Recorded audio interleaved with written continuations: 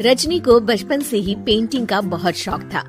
वो हमेशा से ही पेंटर बनना चाहती थी, पर उसके माँ और पिताजी ने उसको कभी भी इस चीज के लिए सपोर्ट नहीं किया और उसकी शादी नीरव से हो गई। नीरव रजनी को बहुत प्यार करता था, पर रजनी हमेशा चुपचाप ही रहती। वो इस शादी से खुश नहीं थी। वो ये शादी नहीं करना चाहती थी। उसे तो हमेशा से पेंटर जो बनना था। अपने इस सपने को वो नहीं पूरा कर पाई, इसलिए वो हमेशा उदास रहती थी। रजनी, बहुत ही बढ़िया फिल्म लगी है, कल देखने चले? नहीं जी, कल मुझे बहुत काम है, मैं नहीं जा पाऊंगी।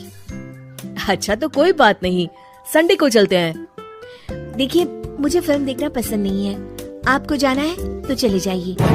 नीरव को मना करके रजनी वहाँ से चली जाती है और अपने बैग को खोलकर उसमें बंद पड़े ब्रश और कलर्स को देखकर रोने लगती है। रजनी, चलो ना कहीं बाहर खाने चलते हैं, कुछ तुम्हारी पसंद का। जी मुझे नहीं जाना, मेरी तबीयत ठीक नहीं है। रजनी वहाँ से चली जाती है। नीरव को समझ नहीं आता कि रजनी उससे इतना दूर क्यों रहती है।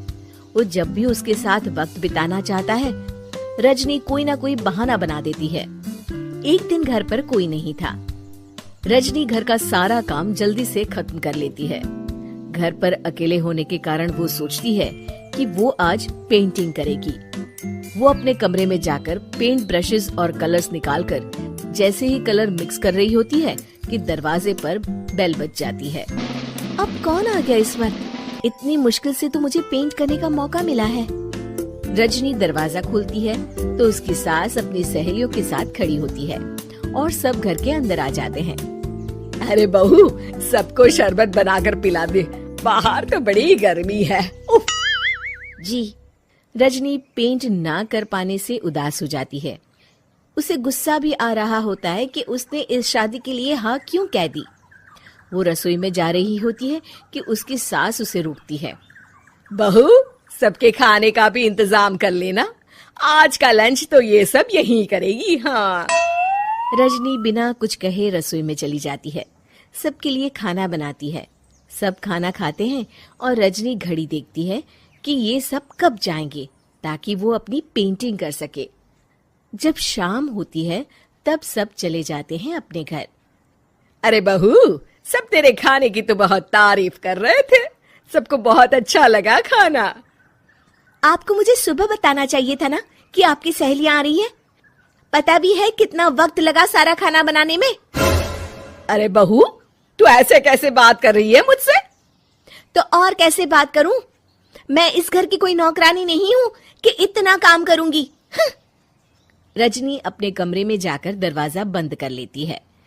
शाम को जब नीरव आता है तो उसकी माँ उसे पूरी घटना के बारे में बताती है। क्या रजनी ने आपसे इस तरह बात की माँ? हाँ, और पता नहीं उसे क्या हो गया है, शाम से बाहर भी नहीं आई है। मैंने तो कई बार आवाज दी, खाना भी नहीं खाया उसने। तू ही बात करके देख ले बेटा। नीरव अपने कमरे का दरवाजा खटखटाता है। रजनी, दरवाजा खोलो, मैं हूं। रजनी दरवाजा खोलती है और फिर वापस जाकर अपने बिस्तर पर लेट जाती है। रजनी, माँ से बात करने का ये क्या तरीका है? मैंने कोई गलत बात नहीं की है। अरे तुम क्यों ऐसे बर्ताव कर रही हो सबके साथ? क्या तुम इस शादी से खुश नहीं हो? रजनी कुछ नहीं बोलती। अरे बताओ मुझे रजनी, क्या ये शादी तुम्हारी मर्जी के खिलाफ हुई है? हाँ, मैं ये शादी कभी नहीं करना चाहती थी। तुमसे क्या, मैं किसी से भी शादी नहीं करना चाहती थी। रजनी रोने लगती है। चुप हो जाओ रजनी, बताओ मुझे, तुम क्यों नहीं करना चाहती थी शादी? रजनी बेड के नीचे से अपने पेंटिंग्स, कलर्स, ब्रश, पेपर्स निकालती है। इतने में उसकी सास भी कमरे में आ जाती है। ये देख रहे हो, ये थे मेरे सपने।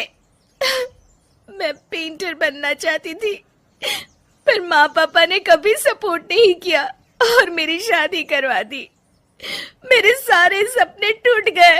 हर वक्त बस गुस्सा आता रहता है मुझे। मैं जानती हूँ कि आप लोगों की इसमें कोई गलती नहीं है, पर मैं क्या करूँ, मुझे समझ में नहीं आता।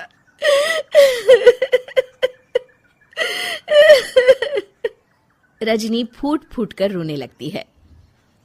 मुझे माफ कर दीजिए, आप दोनों के साथ मैं बहुत बुरा बर्ताव कर रही हूँ।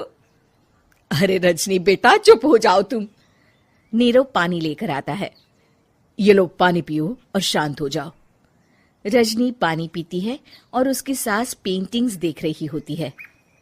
अरे नीरव, हमें तो पता ही नहीं था कि हमारी बहू कलाकार है। अरे कितनी अच्छी पेंटिंग्स बनाई है, देखो तो। ये वाली तो मैं अपने कमरे में ले जाऊंगी। आपको ये पेंटिंग्स अच्छी लगी?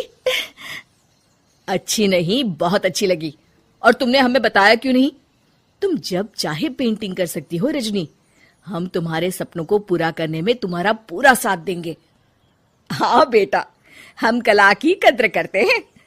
हम कलाकार तो नहीं, पर मुझे गर्व है कि मेरी बहू एक कलाकार है। रजनी, नीरव और सास तीनों हंस पड़ते।